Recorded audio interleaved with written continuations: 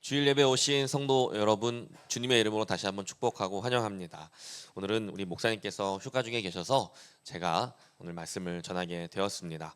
살아계신 하나님의 말씀이 오늘 이 예배 시간을 책임져 주시고 우리 마음에 큰 울림을 주실 줄로 믿습니다. 오늘 에베소서의 말씀을 함께 나눠 보려고 하는데요. 여러분은 운명을 믿으십니까? 운명이라는 한자를 이렇게도 풀어볼 수 있다고 합니다. 하늘로부터 부여받은 목숨이 내 뜻과 상관없이 움직여가는 궤적. 그래서 우리가 흔히 그렇게 말하지 않습니까? 어쩔 수 없는 운명이다, 이렇게 말을 합니다. 1세기의 헬라 사회와 오늘 우리가 살아가는 세상은 또 그렇게 크게 다르지 않았던 것 같습니다.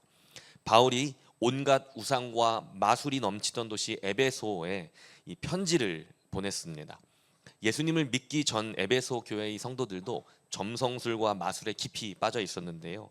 사도행전 19장에는 그들이 이 엄청난 값어치의 마술책들을 전부 불태우는 장면이 나옵니다. 그만큼 그들이 그 전에는 이런 무속과 미신에 깊이 빠져 있었다는 것을 알 수 있는 대목입니다. 당시 헬라 사회는 별과 행성이 인간의 운명을 좌우한다고 믿었습니다. 내 운명은 이미 하늘에 정해져 있어서 나는 그저 그 운명에 끌려갈 뿐이라고 생각을 했습니다. 여러분도 운명을 믿으십니까? 다소 낭만적으로 들릴 수도 있지만 꼭 그렇지만은 않죠. 지금은 자율주행차가 달리고 AI가 산업을 이끄는 최첨단의 시대입니다. 그런데 아이러니하게도 그 어느 때보다 무속과 신비주의가 또 득세하는 시대이기도 합니다. 사람들은 여전히 타로 카드와 사주팔자에 휘둘리고 젊은 무당들은 방송에 나와서 이제는 셀럽이 되기까지 합니다. 이처럼 최첨단의 시대를 살면서 오히려 미신을 더 의지하게 되는 이유는 무엇일까요? 그것은 바로 지독한 불안감 때문이라는 것입니다. 제가 좋아하는 개그맨 중에 허경환 씨라고 있습니다. 여러분 아시나요? 이분이 여러 가지 유행어를 많이 만들어서 이야기하는데요. 이분이 하는 유행어 중에 불안하네 라고 하는 게 있어요. 불안하네. 저는 근데 이 사람이 이 유행어를 할 때, 이분이 이 유행어를 할 때 되게 재미있기도 하지만 공감이 많이 되더라고요. 그래서 내가 왜 저 유행어가 이렇게 재미있고 공감이 될까 생각을 했더니 제가 엄청 불안이 많은 사람이더라고요. 그래서 지금 이제 우리 광고에도 나왔지만 청소년부와 아동부 수련회가 성황리에 다 마무리가 되었습니다. 이제 저는 2주 뒤에 이제 청년부 수련회가 남았는데 우리 50명의 청년들 이제 또 우리 가야 되고 또 물질은 어떻게 채워질지 거기 주변 날씨와 환경 여러 가지 이제 문제들은 어떻게 해결될지 제 마음이 어떨까요? 불안하네. 제 마음이 불안한 겁니다. 그리고 이번에 좀 특별한 또 경험을 했는데 아동부 수련회를 갈 때 이제 제가 이전에는 아동부 사역을 했었으니까 그런데 아동부 사역을 하지 않으니까 차량 운행으로 아이들 태워다 주고 저희 아이도 거기다 놓고 저 혼자 이렇게 돌아오는 거예요. 아이들을 놓고 돌아오는데 제 마음이 이상하더라고요. 물놀이를 하는데 아이들 안전하겠지? 수련회장에 뱀이 나온다는 거예요. 뱀이 나온다는데 괜찮은 건가? 또 갔는데 너무 덥고요. 막 모기도 많고요. 우리 청년 교사들 엄청 고생할 텐데 너무 힘든 건 아닐까? 제 마음이 불안하네 하고 제가 그런 마음으로 운전하고 왔다는 겁니다.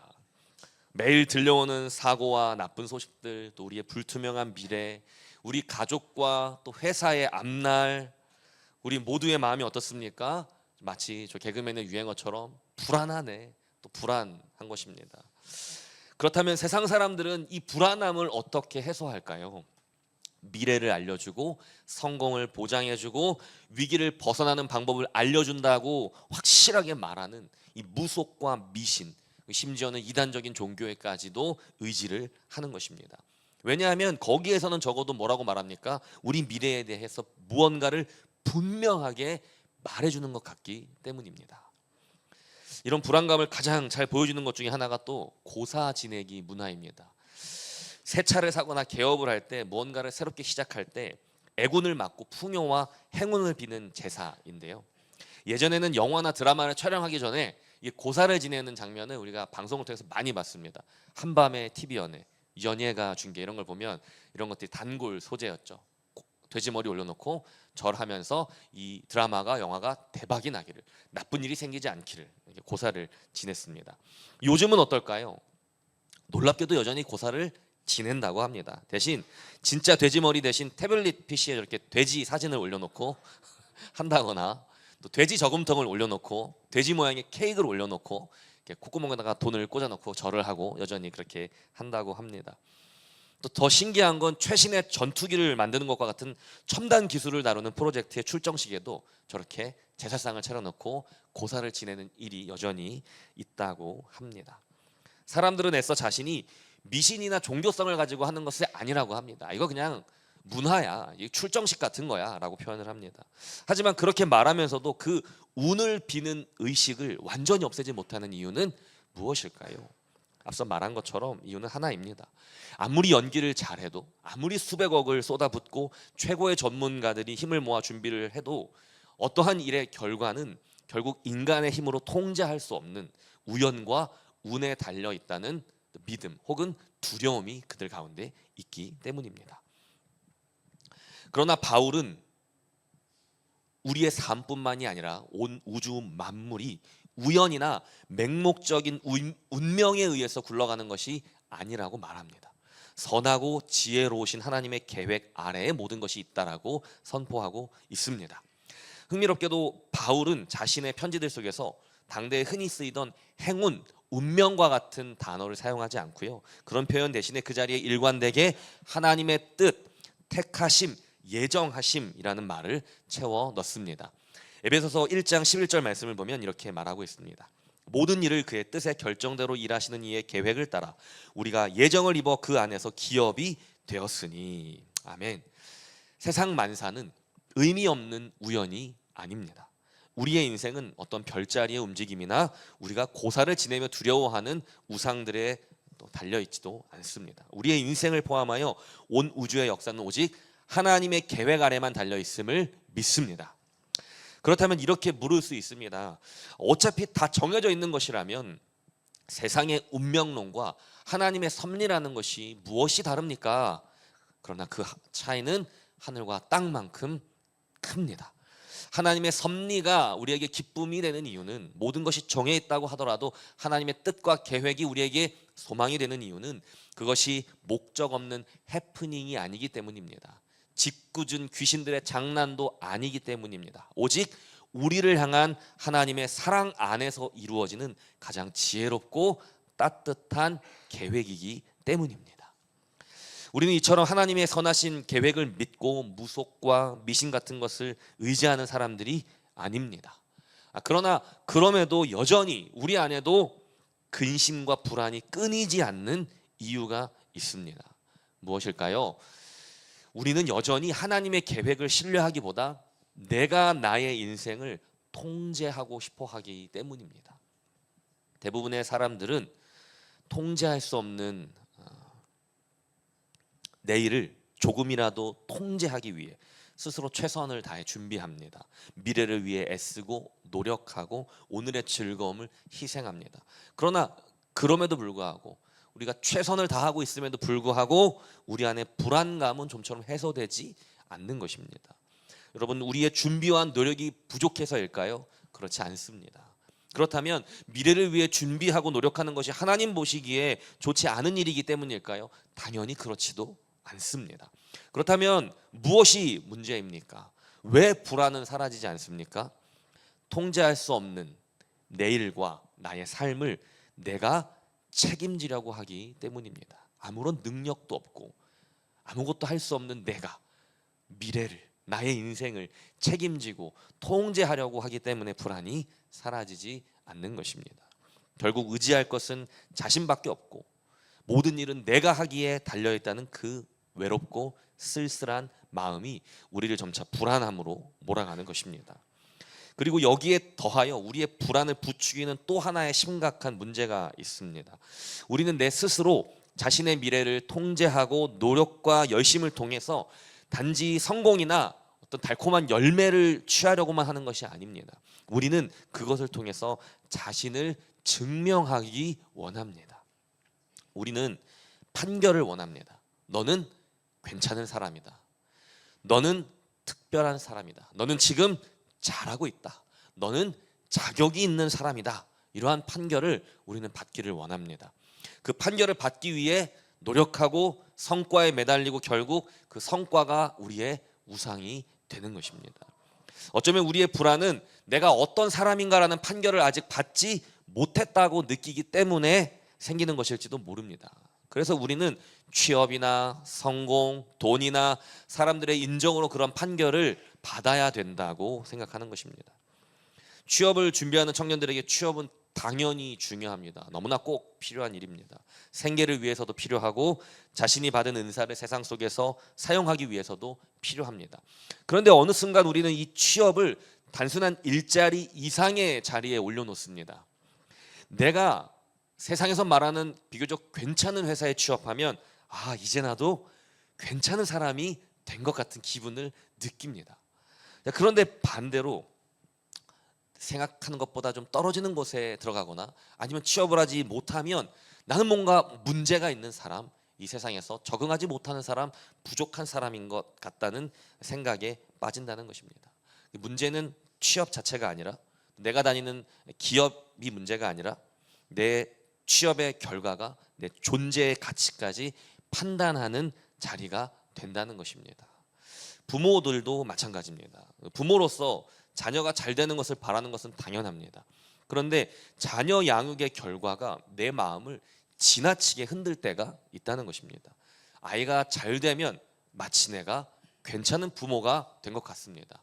그런데 반대로 아이가 조금 내 기준에 미치지 못하거나 세상 기준에서 조금 아쉬운 결과를 내게 되면 뭔가 내가 실패한 부모처럼 느껴지는 것입니다. 어느새 자녀의 모습이, 자녀의 결과가 부모인 나의 가치를 말해주는 것처럼 받아들이게 되는 것입니다. 목회는 어떨까요? 여러분, 목회도 다르지 않습니다. 교회가 건강하게 세워지는 것은 당연히 바라야 될 마음이죠. 내가 맡은 부서가 성장하는 것은 마땅히 내가 바라야 될 일입니다. 그러나 어느 순간 이 교회의 열매, 사역의 열매가 하나님께서 맡기신 사명의 결과가 아니라 내 목회의 성공, 나 자신의 성공과 실패를 판정하는 기준이 될 때가 있다는 것입니다. 사역의 결과를 놓고 나는 좋은 목사인가 아닌가를 저울질하게 되는 것. 그래서 우리는 사역보다 나 자신을 증명하기 위해 열심을 낼 때도 있는 것입니다. 그러니까 문제는 취업도 자녀도 사업도 사역도 아닙니다. 그것들이 언제부터인가 내가 어떤 사람인가를 결정해주는 어떤 판결문이 되어버렸다는 것, 그것이 문제라는 것입니다. 그 판결을 받기 위해 우리는 성과에 매달리고 성과가 우리의 우상이 되는 것이죠. 그렇다면 우리는 이러한 사람들의 인정과 평가라는 이 지옥에서부터 어떻게 해야 자유로워질 수 있을까? 이 평가 때문에 우리가 갖게 되는 이 불안감에서부터 어떻게 해야 벗어날 수 있을까? 오늘 에베소서의 말씀은 우리에게 이렇게 선언하는 것입니다. 하나님께서 이미 우리를 창세 전에 택하셨고 예수 그리스도 안에서 우리를 하나님이 사랑하시는 자녀라고 이미 선언하셨다라는 것입니다. 우리 여러분의 목소리로 한번 에베소서 1장 3절부터 5절까지의 말씀을 한번 큰 목소리로 같이 한번 읽어보도록 하겠습니다. 시작.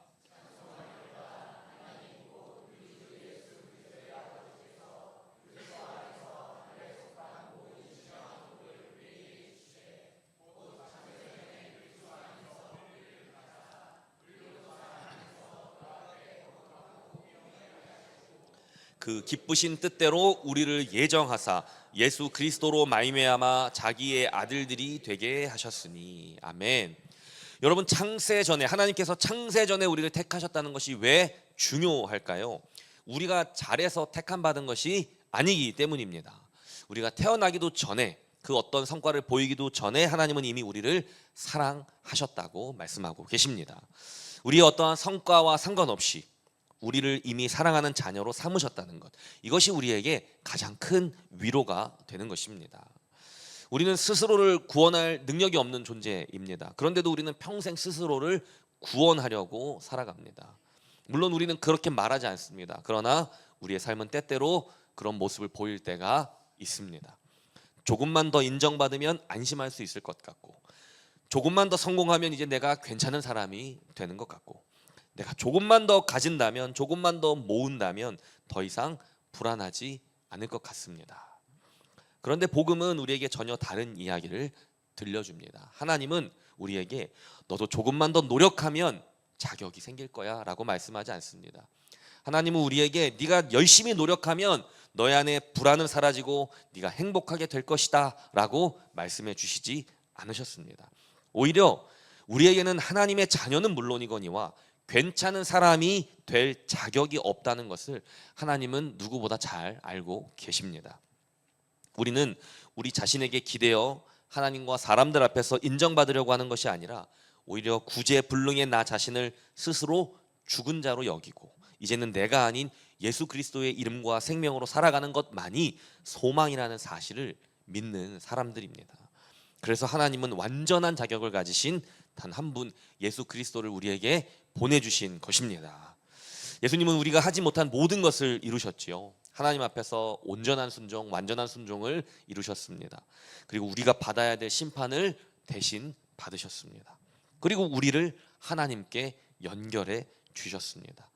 그래서 에베소서 1장을 읽어보면 바울은 그리스도 안에서, 그 안에서 그리스도로 말미암아와 같은 말들을 거의 한 구절에 한 번씩 반복합니다. 여러분 에베소서 1장을 정말로 읽어보시면요, 정말 집요할 정도로 이게 정말 사실이야 싶을 정도로 그 같은 말들이 반복되고 있습니다. 바울은 지금 우리에게 이것을 잊지 말라는 것입니다. 하나님은 나를 보고 판단하지 않으신다는 것입니다. 하나님은 내 안에 계신 예수 그리스도를 보십니다. 그리고 예수 그리스도 안에 있는 나를 보십니다. 그래서 지금 나의 형편과 상황, 나의 어떠함과는 전혀 상관없이 예수께서 하셨던 그 선언을, 예수님께 하셨던 그 선언을 이제 하나님이 우리에게도 동일하게 하시는 것입니다. 너는 내 사랑하는 아들이다, 너는 내 사랑하는 딸이다 하고 말입니다. 우리는 평생 사람들에게 나 괜찮은 사람이지 하고 묻습니다. 나 이만하면 충분히 훌륭하지, 나 좋은 사람이지 라고 묻고 판결을 받기 원합니다. 다른 사람들에게, 또 세상의 기준에, 그리고 나 자신에게 그것을 판단받고 재판받기를 원하며 애쓰며 살아갑니다. 그런데 복음은 우리에게 더 이상 그 재판을 하지 말라는 것입니다. 이미 하나님께서 판결을 끝내셨기 때문입니다.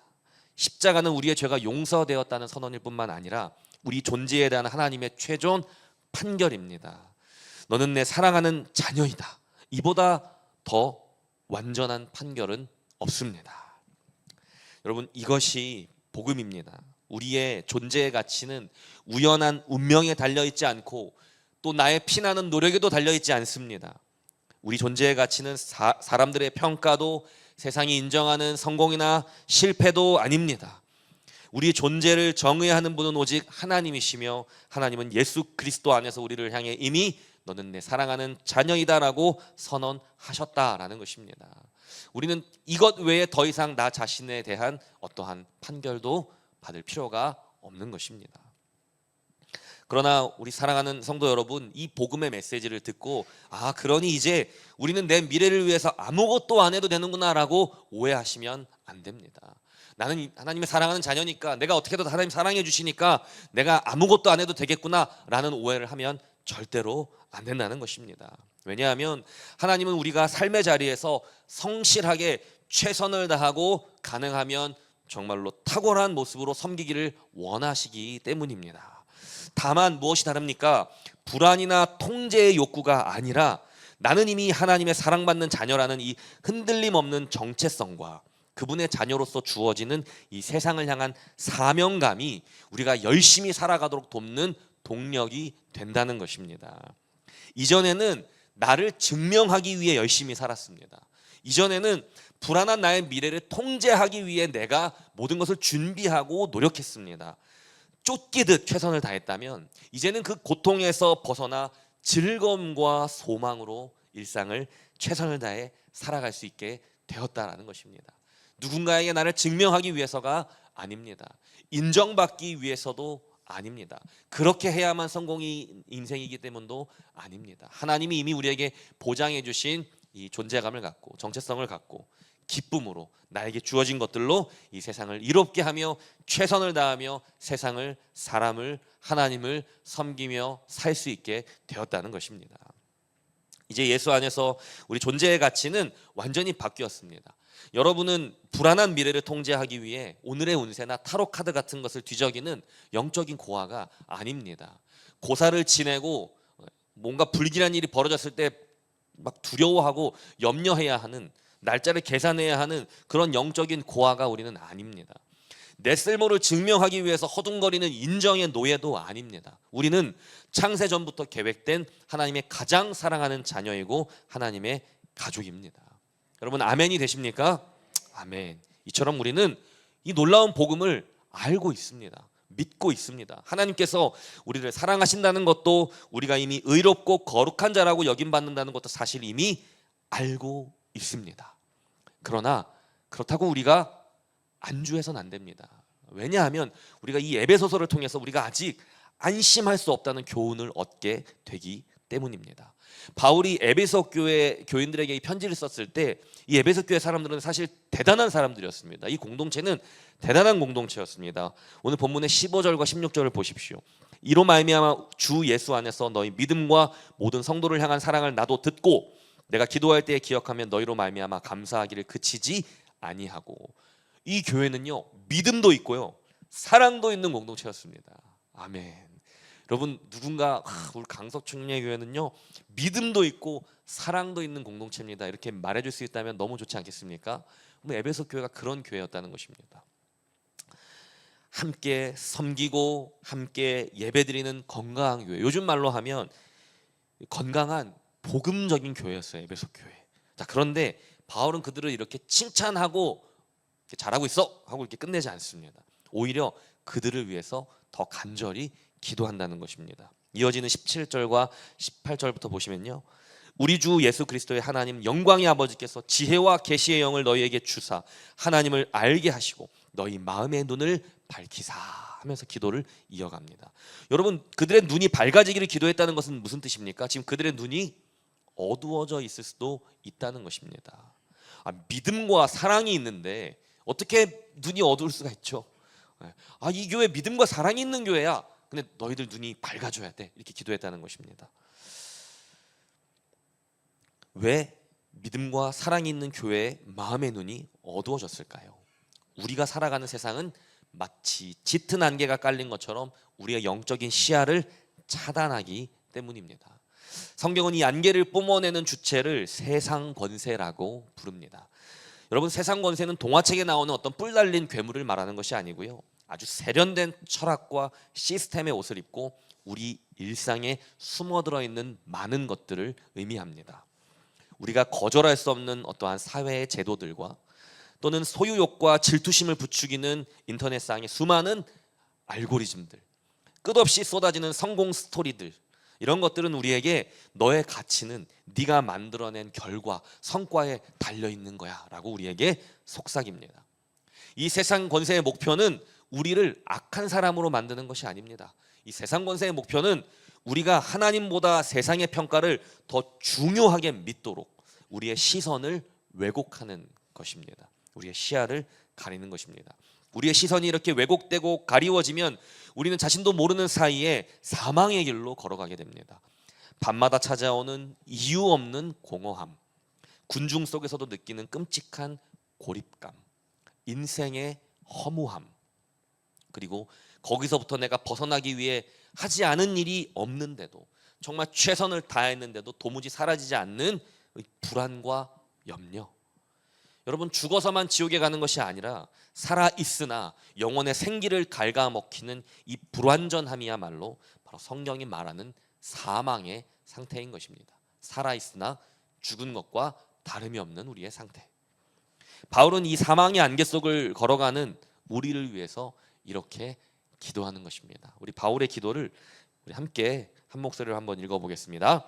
우리 주 예수 그리스도의 하나님 영광의 아버지께서 지혜와 계시의 영을 너희에게 주사 하나님을 알게 하시고 너희 마음의 눈을 밝히사 그의 부르심의 소망이 무엇이며 성도 안에서 그 기업의 영광의 풍성함이 무엇이며 그의 힘의 위력으로 역사하심을 따라 믿는 우리에게 베푸신 능력의 지극히 크심이 어떠한 것을 너희로 알게 하시기를 구하노라. 아멘.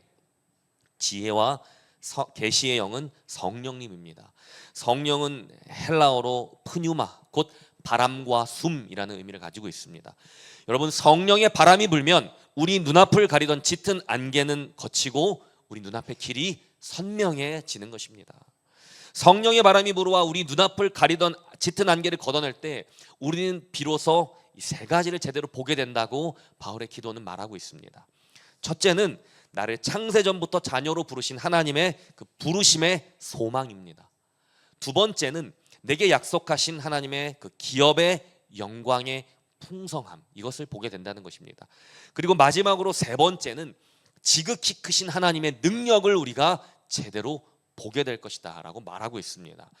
19절을 한번 보십시오. 하나님은 이 놀랍고 지극히 큰 능력을 이미 우리에게 베풀어 주셨다라고 선포하고 있습니다. 이 능력은 미래의 언젠가에 받게 되는 것이 아닙니다. 내가 훈련을 통해서 소유하고 쟁취하게 되는 것이 아닙니다. 하나님은 이 능력을 예수님을 통해 이미 우리에게 베풀어 주셨어요. 바울은 이 사실을 성도들이 선명하게 보고 제대로 알기를 기도했습니다. 왜냐하면 그것이 바로 오늘 우리의 삶을 새롭게 하는 힘이 되기 때문입니다. 오늘 우리의 삶을 변화시킨다는 겁니다. 하나님의 능력, 부활의 능력이라고 하면 그냥 막연하게 들릴 때가 있어요. 뭔가 나를 도와주는 힘, 나를 구원해주는 능력, 우리가 이렇게 생각할 수 있습니다. 하지만 그 능력이 나의 오늘을 새롭게 해줄 것이라고까지는 생각을 못할 때가 있는 것 같아요. 불안한 나의 내일을 뭔가 변화시켜 줄 것이라고는 생각을 못할 때가 많은 것 같습니다. 그러나 여러분, 이 복음의 능력, 부활의 능력은 나의 오늘을 변화시키는 능력입니다. 아멘. 여러분, 복음의 능력은 여러분의 오늘을 변화시키는 능력입니다. 여러분의 내일을 변화시키는 능력입니다. 우리의 일상을 새롭게 합니다. 왜냐하면 이 능력은 바로 오늘 우리의 삶을 우울하게 하고 불안하게 하고 염려하게 만드는 죄와 사망과 세상 권세의 실질적인 영향력을 이기는 능력이 되기 때문입니다. 아멘. 여러분, 우리를 괴롭히고 우울하게 하고 불안하게 하고 염려하게 만들고 우리의 삶을 저 깊은 어둠으로 끌어내리는 죄와 사망의 권세, 세상 권세가 존재합니까? 존재하지 않습니까? 존재합니다. 여러분, 이 영향력은 이 힘은 실제로 존재합니다. 그런데 복음의 능력은요, 복음의 능력은 당연히 실제로 존재합니다. 그리고 우리 삶에 강력하게 영향을 끼칠 수 있습니다. 여러분, 우리는 죄와 사망의 권세는 막 강력하게 느낄 때가 있어요. 막 나는 안 될 것 같아. 막 나는 막 못할 것 같아. 막 나는 이런 사람이야. 이러면서 그 힘에 막 눌립니다. 그런데 정작 우리를 다시 살리는 복음의 능력, 부활의 능력이 우리의 삶을 실제로 우리의 하루를, 우리의 일상을 변화시킬 수 있다는 사실에 대해서는 우리가 눈이 가리워져 있을 때가 있다는 것입니다. 왜요? 죄와 사망, 세상 권세가 우리의 눈을 자꾸만 가리기 때문입니다. 그래서 우리는 함께 기도해야 하는 것입니다. 성령의 바람으로 우리의 눈이 밝아지기를 함께 기도해야 하는 것입니다. 여러분, 우리에게 주어진 이 복음의 능력이 얼마나 큰지 바울은 20절부터 22절까지 이렇게 말을 하고 있습니다. 이것도 역시 한번 같이 읽어볼까요? 그의 능력이 그리스도 안에서 역사하사 죽은 자들 가운데서 다시 살리시고 하늘에서 자기의 오른편에 앉히사 모든 통치와 권세와 능력과 주권과 이 세상뿐 아니라 오는 세상에 일컫는 모든 이름 위에 뛰어나게 하시고 또 만물을 그의 발 아래에 복종하게 하시고 그를 만물 위에 교회의 머리로 삼으셨느니라. 아멘. 모든 통치와 권세와 능력과 주권과 이 세상뿐 아니라 오는 세상에 일컫는 모든 이름 위에 예수님이 계십니다. 하나님은 하늘에서 자기 오른편에 부활하신 예수님을 앉히시고 모든 권세 위에 그분을 세우셨습니다. 그래서 모든 것 위에 예수님이 계세요. 예수님은 죄 위에 계십니다. 예수님은 사망 위에 계십니다. 그리고 예수님은 이 세상 권세 위에 좌정하고 계십니다. 그리고 그분이 바로 지금 우리의 머리가 되신다라고 선포하고 있는 것입니다. 이제까지 우리를 붙잡고 괴롭히던 세상의 모든 힘과 능력이 우리의 머리 되시는 예수님의 발 아래에 굴복되었습니다. 우리는 그분의 몸입니다. 자, 그렇다면 우리는 어디에 지금 서 있는 것일까요? 죄와 사망 아래가 아니라 죄와 사망 위에 있는 것입니다. 세상의 권세 위에 있는 것입니다. 우리의 머리 되신 예수님과 함께 한 몸을 이룬 교회는 죄와 사망과 세상 권세 위에 있는 존재라는 것입니다. 그러니 결코 그것들이 우리를 누를 수 없다는 것을 우리는 믿음으로 선포해야 합니다. 그런데 자꾸만 우리의 눈이 가리워진다는 것입니다. 여러분, 부활의 능력은 실패가 나를 정의하지 못하게 하는 능력입니다. 여러분, 아쉽게도 복음은 우리의 취업을 보장하지 않지만 취업의 실패가 여러분의 존재를 무너뜨리지 못하게 합니다.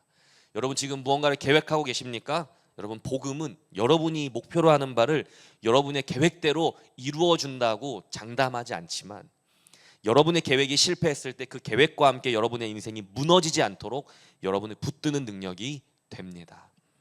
여러분, 한번 생각해 보십시오. 복음은 죽음을 없애지 않았습니다. 복음은 죽음을 없애지 않고 부활로 죽음의 권세를 극복하여 깨뜨렸습니다. 죽음이 아무것도 아닌 것이 되도록 만드신 것입니다. 그것이 하나님의 복음이 일하는 방식입니다. 부활의 능력이란 우리가 넘어지지 않는 능력이 아니라 넘어져도 다시 일어나는 능력인 줄로 믿습니다. 그럼 이 부활의 능력이 지금 내 삶에 어떻게 나타날 수 있을까요? 우리는 모든 일에 아무렇지도 않은 사람이 되는 것이 아닙니다. 우리는 연약하지만 나를 지배하던 것들이 더 이상 나를 지배할 수 없게 되었다는 것을 믿는 사람들입니다. 예수님이 부활하셨을 때 그분을 묶고 있던 죄와 사망의 권세가 힘을 잃었습니다. 더 이상 죄와 죽음은 예수님에게 아무것도 할 수 없게 되었습니다. 그리고 바로 그 부활하신 예수님과 연합하여 구원받은 우리에게도 동일하게 그 능력이 나타납니다.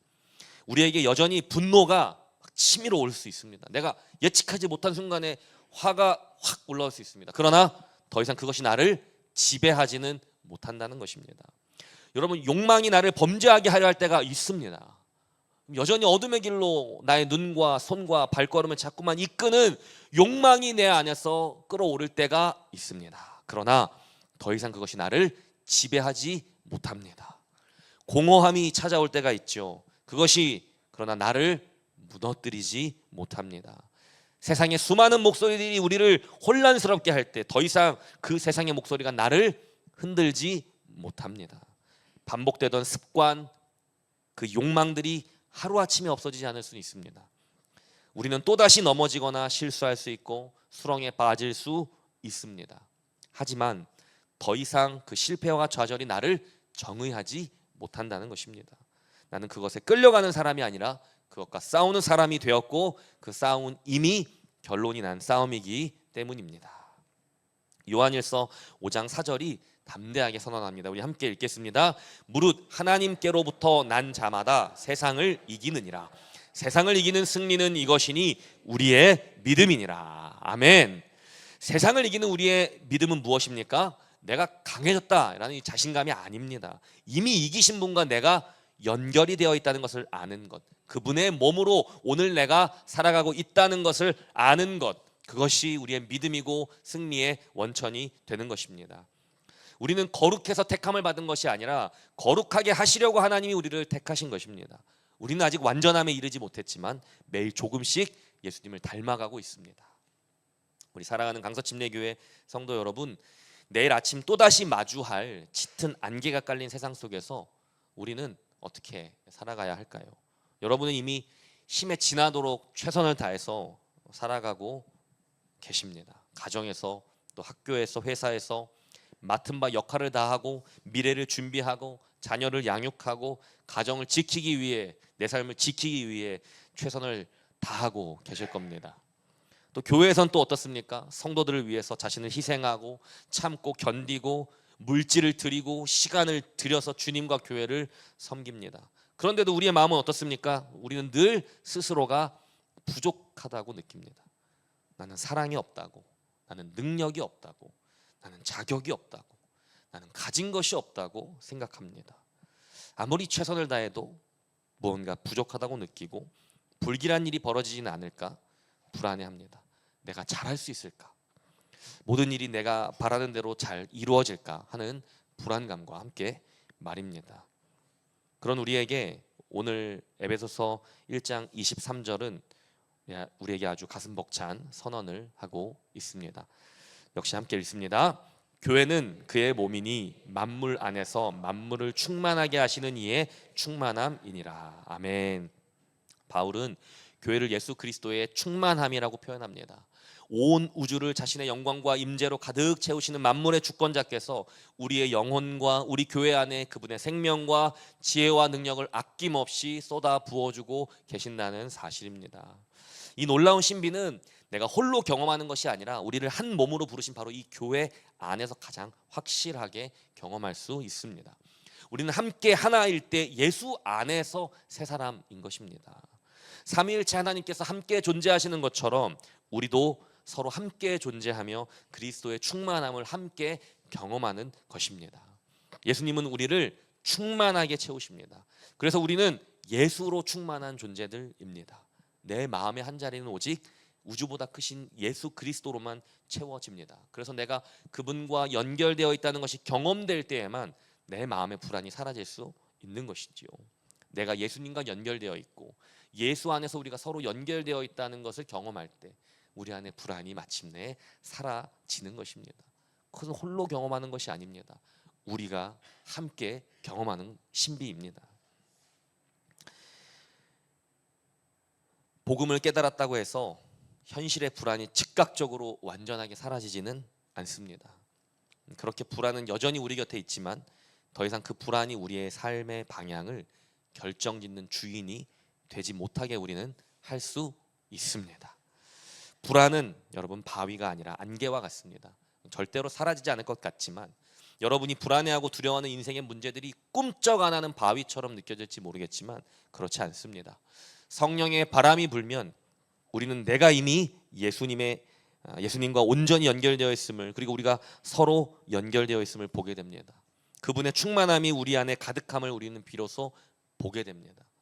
그럴 때 우리의 불안은 마치 안개처럼 한순간에도 사라질 수 있는 것입니다. 성도는 불안이 없는 사람이 아닙니다. 불안보다 더 큰 사랑을 아는 사람입니다. 성도는 실패가 없는 사람이 아닙니다. 예수 믿는다고 실패 안 합니까? 그렇지 않죠. 그러나 실패보다 더 큰 판결을 이미 받은 사람입니다. 성도는 넘어지지 않는 사람이 아닙니다. 넘어질 때마다 다시 일어설 힘과 이유를 내 안에 충만하신 그리스도께 발견하는 사람입니다. 오늘도 내일도 두려움은 계속해서 우리를 찾아오겠지만 더 이상 그 두려움이, 불안함이 우리의 삶의 주인이 되도록 내버려 두지 마십시오. 만물의 권세 위에 군림하시며 여러분의 영혼을 이미 충만하게 채우신 예수 그리스도, 그 우주보다 크신 분과 굳게 연결되어 세상을 넉넉히 이기며 나아가는 우리 강서침례교회 모든 성도님들 되시기를 축복합니다. 세상 권세가 우리의 눈을 가리려 할 때 우리 믿음의 눈을 들어 주님의 일하심을, 이미 우리에게 주신 그 크고 놀라운 힘을 발견하고 우리의 오늘을 변화시키는, 그것을 실제로 우리 삶에 경험하는 우리 성도님들 되시기를 축복합니다. 우리 시간 함께 찬양하신 후에 같이 함께 기도하겠습니다. 우리 오늘 첫 번째 같이 찬양했던 찬양인데요, 세상은 우리에게 좌절과 절망의 말을 합니다. 넌 할 수 없다고, 넌 자격이 없다고, 나는 안 된다고, 다 의미 없다고, 세상과 내 안에 내면의 목소리는 우리를 그렇게 공격하고 짓누르려고 합니다. 그러나 그럴 때마다 우리 눈에 안개는 거치고 오직 주님의 말씀만이 보이고 들리게 되는 은혜가 우리에게 충만히 임하게 되기를 소망하며 우리 함께 찬양하도록 하겠습니다. 오 주여, 당신 앞에 내 영혼 엎드립니다. 내 안에 가득한 세상에 소리를 뒤로 한 채, 오 주여, 당신 앞에 겸손히 엎드립니다. 주의 말씀으로 날 채우소서. 넌 할 수 없다고 세상이 말할 때 주의 오른손이 날 이끄시네. 넌 자격 없다고 내 영혼에 외칠 때 주의 자녀라 주의 보혈이 의롭다. 우리 한 번 더 찬양하겠습니다. 오주여 당신 앞에 오주여 당신 앞에 내 영혼 엎드립니다. 내 안에 가득한 세상에 소리를 뒤로 한 채 오주여 당신 앞에 겸손히 엎드립니다. 주의 말씀으로 날 채우소서. 넌 할 수 없다고 세상이 말할 때 주의 오른손이 날 붙드시네. 주의 오른손이 날 이끄시네.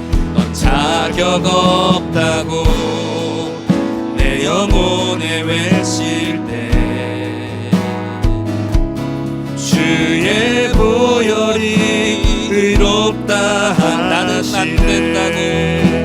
나는 안 된다고 의심 속에 헤맬 때 못 박힌 두 손이 못 박힌 두 손이 안아주시네. 의미 없다고 내 삶을 외면할 때 주의 자녀라 나를 부르시네. 넌 할 수 없다고 세상이 말할 때 넌 할 수 없다고 세상이 말할 주의 오른손이 날 이끄시네. 주의 오른손이 날 이끄시네. 넌 자격 없다고 내 영혼에 외칠 때 주의 보혈이 의롭다 하시네. 주의 보혈이 의롭다 하시네. 나는 안 된다고 의심 속에 헤맬 나는 안 때 된다고 의심 속에 헤맬 때 못 박힌 두 손이 안아주시네. 다 의미 없다고 내 삶을 외면할 때 주의 자녀라 나는 안 된다고 의심 속에 헤맬 때 나는 안 된다고 의심 속에 헤맬 때 못 박힌 두 손이 안아주시네. 못 박힌 두 손이 안아주시네. 다 의미 없다고 내 삶을 외면할 때 주의 자녀라 나를 이 시간 함께 기도하실 때 세상의 수많은 목소리에 귀 기울이지 않고 오직 나를 사랑한다 의롭다 말씀하시는 주님의 음성에만 귀 기울이기 원한다고 고백하며 우리 주여 하고 외치고 함께 기도하겠습니다. 주여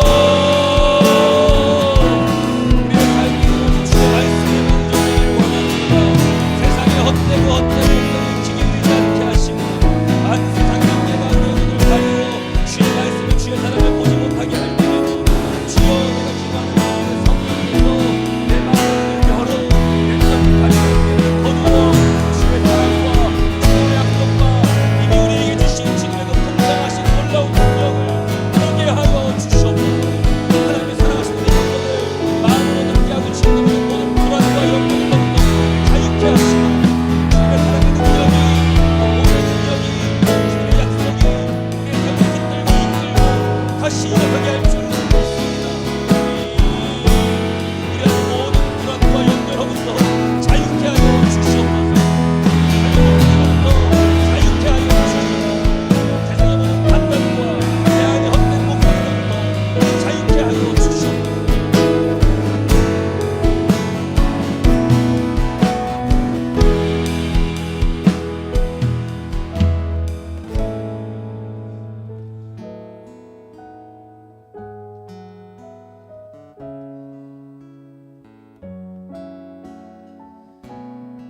주님, 이 자리에 모여있는 모든 불안과 근심과 염려 속에 있는 성도들을 주님 기억하여 주시옵소서. 우리 안에 내가 어쩔 수 없는 불안함과 염려가 매일매일 우리의 삶을 짓누르는 것을 경험합니다. 어두운 밤이 되면 우리 마음 가운데 깊은 허무함과 절망감이 찾아옵니다. 우리의 하루는 너무나 실망스러운 것들 투성이고 나의 선택은 후회스럽기만 합니다. 내가 잘하고 있는지 혹은 잘할 수 있는지 두렵기만 합니다. 하나님, 그런 두려움과 불안과 염려 가운데 있는 성도들을 하나님 지켜 주시옵소서. 이미 우리에게 주신 예수 그리스도의 그 생명은 이 세상 권세 따위는 아무것도 아닌 그 모든 죄와 사망과 권세 위에 있게 하는 능력임을 믿습니다. 우리에게 주신 그 복음의 부활의 능력은 나의 잘못된 습관과 나의 잘못된 선택까지도 다시 돌이킬 수 있는 놀라운 회복의 능력임을 믿습니다. 내가 무언가 잘못해온 것은 아닐까, 내가 누군가에게 짐이 되고 있는 것은 아닐까, 자기 자신을 혐오하고 의심하는 우리의 그 연약한 모든 마음으로부터 하나님, 우리가 돌이킬 수 있도록 힘과 용기를 더하여 주시옵소서. 우리 성도들의 깊은 고민과 근심 가운데 있는 믿음 없음을 용서하여 주시고, 이미 우리를 충만하게 채워주신 그 예수 그리스도의 충만함으로 인도하여 주시옵소서. 우리에게 주신 그 충만한 능력을 우리가 누리고 기뻐하고 즐거워하며 살아가기 원합니다. 누군가에게 인정받기 위해 더 이상 노력하지 않겠습니다. 세상으로부터 좋은 판정을 받기 위해서 내 삶을 꾸려나가지 않겠습니다. 누가 뭐래도 나는 이미 하나님 앞에서 의로운 사람이며 거룩한 존재이며 하나님의 사랑하는 자녀임을 믿습니다. 누군가를 위해서가 아니라 바로 당신을 위해서, 나에게 그 놀라운 생명, 그 놀라운 구원의 은혜를 주신 바로 우리 주 예수 그리스도를 위해서 내가 매일매일 최선을 다해 살기 원합니다. 당신이 기뻐하는 일이기에 내 삶의 자리에서 최선을 다해서 일하는 것입니다. 당신이 원하는 일이기에 나에게 주신 가족을 섬기고 사랑하는 것입니다. 당신이 책임지실 것이기에 우리의 자녀를 두려움과 염려 없이 매일매일 사랑해 줄 수 있는 것입니다. 주님, 우리 안에 있는 그 어떠한 두려움과 염려도 주님의 그 사랑과 약속 앞에서 아무것도 아님을 믿음으로 고백하는 성도들 되게 하여 주시옵소서. 오늘 예배의 자리를 떠나 일상으로 떠나갈 때 오늘 우리의 삶이 변화될 것입니다. 내일 우리의 삶이 변화될 것입니다. 혹 넘어지더라도 우리 금방 다시 회복할 것입니다. 그렇게 매일 우리와 동행하시며 우리를 지키고 보호하시는 당신만 의지하고 믿습니다. 우리를 이미 사랑한다 말씀하신 우리 교회를 충만케 하시는 살아계신 예수 그리스도의 이름으로 기도드립니다.